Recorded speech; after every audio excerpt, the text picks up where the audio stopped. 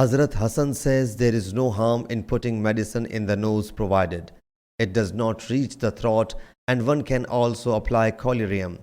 Atta says there is no harm if one rinses his mouth and throws out all the water in the mouth, provided one should not swallow his saliva and whatever is left over in the mouth.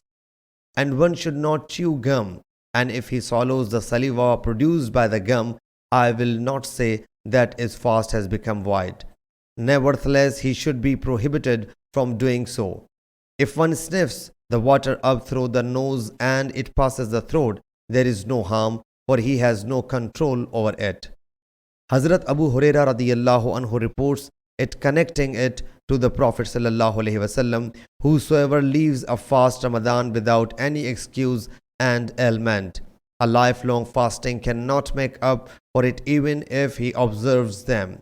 Hazrat Ibn Masud radiyallahu anhu also said the same.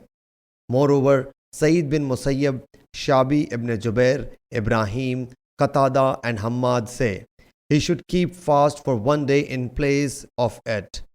Hazrat Abbad bin Abdullah bin Zubair reports that he heard Hazrat Aisha radiyallahu anha saying that a man came to the Prophet sallallahu alaihi wasallam and said, I got burnt in the hell fire.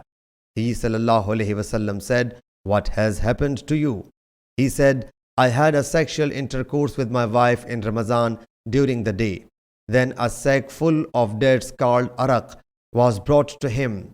He sallallahu alaihi wasallam said, where is one who has got burnt? He said, I am here. He sallallahu alaihi wasallam said, give it in charity. Sahih Bukhari, Hadith number 1935.